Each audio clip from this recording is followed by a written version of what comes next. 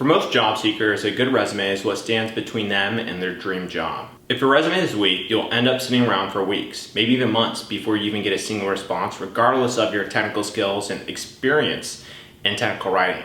So you're probably wondering how you can write a technical writer resume that leads to HR managers and hiring managers inviting you to interviews regularly. Well, you've come to the right place. Hi, my name is Josh Spector, and I'm the founder here at Technical Writer HQ. I have over 10 years of technical writing experience, and I'm going to break down the insides of a perfect technical writer resume. But before we dive in, be sure to hit that subscribe button so that you can get direct notifications whenever we post a new and insightful technical writing video just like this one. That way, you'll always get your fair share of high quality instructional content from real technical writing experts. Success in the technical writing field is based on the professional's technical writing communication skills, previous training and accumulated professional experience in technical writing internships, or past relevant jobs. All that should then be put together in a resume and further explained in a cover letter to enhance a candidate's appeal in front of recruiters and ultimately help them negotiate a better, more lucrative contract or salary. And here are some of the basic points that a technical writing resume would cover. A good technical writer's resume should show how many customers you've helped and list business goals you achieved. And you should highlight what type of technical content you produced and what capacity.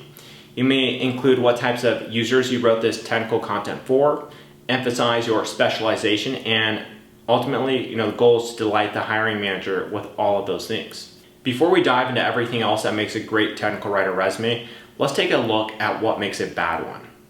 One of the common reasons a technical writer won't pass the resume test is because they often include a very broad objective, or sometimes any objective. The objective is better suited for your cover letter ultimately, and your resume is a history of where you worked and what you accomplished. An objective usually doesn't cover either of those things. A broad objective, such as the one pictured here, won't help you land a job. Ultimately, your resume is about tangibility. And saying you did technical writing, mentoring, and coaching and problem resolution, like the example here, doesn't add any tangible value. And if I was reading this, I would just skip right over this resume because I don't understand it and it doesn't bring any value to me in really understanding what this person did. Here's another bad example. There's no numbers, no tangibility, no lengthened documents produced. After reading this, I have no idea how many technical writers they managed. Is it 1 or 10? How many documents that they produced? For what training sessions, and what was the impact? It's vague and it won't win you a technical writing job. So make sure you have numbers for every part of your resume. It's really going to help make it tangible to the person reading it so they know what you can accomplish and in what period. When it comes to the impact that you have achieved with your writing, it's important to be very specific and try to put a metric wherever possible. Companies and hiring managers are attracted to resumes with detailed statistics rather than something very general. To better explain this point, we have another example. As you can see, the first example is very specific with the work done by the candidate and the number of views that the candidate gets in their blogs. On the contrary, the second example is general and vague, therefore it's not tangible, and it's hard to walk away knowing what that person can accomplish. Here's another great example of what to put on a technical writer resume. It's tangible with the number of pages included in the user guide documentation that they developed, and shows importance by claiming it is still in use today. They also mention specific tools they'd worked with, and bonus points here would be if they mention how they use those more advanced tools at their previous jobs. But how do you make your resume specific? Well, it's necessary to have storytelling abilities to make it tangible. You should create a story around your writing work for it to be meaningful. The story should say, what were you writing about? Who were you writing for? What were the goals to achieve through this writing work, and how did you achieve them? There are more points that you would want to focus on. Relevant experience might be the single most important thing which HR wants to see on your resume. If you have a lot of technical writing experience, not all of it will be relevant. Before you write anything, keep in mind that some jobs demand an area of expertise where a broad display of knowledge can be negative. Relevant and scan-friendly resume experience should be a priority for you since hiring managers hate going through irrelevant resumes.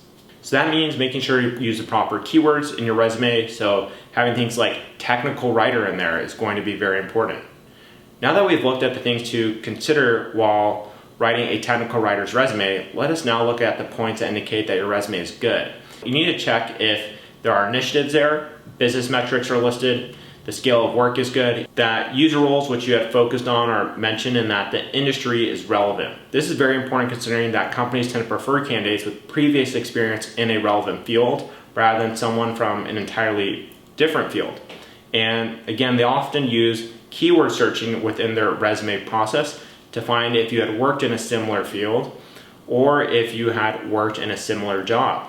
So if you hadn't worked as a technical writer before, that's why getting a technical writing certification can really help, because it puts that keyword right on your resume.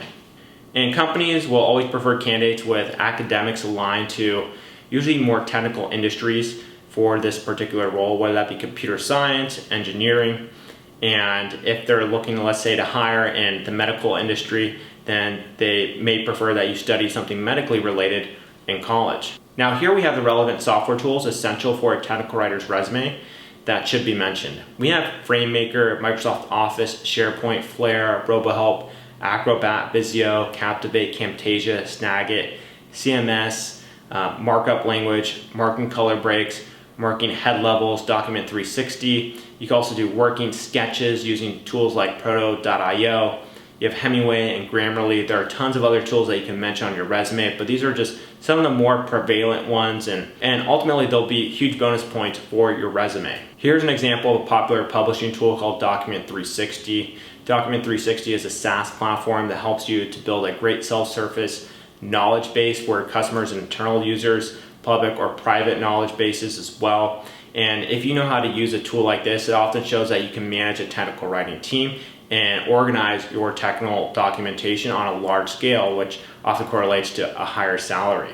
And this is very in line with companies that use knowledge bases like SaaS companies. So if you are applying to a SaaS company and you have knowledge base in your resume, be more likely to get the job.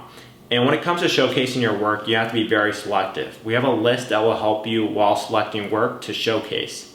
The list goes from project management to design guidelines, marketing communication, software development, quality assurance, programmer code illustrations, process improvement, understanding how to write legal policy, even understanding how to write out business development initiatives, and knowing how to use cloud-based content management systems, being able to write great instructional documents, and ultimately having something like certifications, like I mentioned before, can help you really stand out. So if you have done technical documentation in any of these arenas or have any of those skills, make sure to add them. That brings us to the end of this video. If you're interested in learning more about the technical writing process, I recommend checking out our technical writing certification course. We have a very in-depth section about how to get a job in technical writing, and we go over email templates that you can use, how to reach out and get people's emails of hiring managers and connect with them on LinkedIn, and make sure that you get into their inbox at the right time, and particularly reach out to people who are in the process of hiring for that role. Thank you so much for watching this video. Again, don't forget to like the video and subscribe to the channel, and I'll go ahead and see you in the next video, and I wish you the best in your career. Cheers.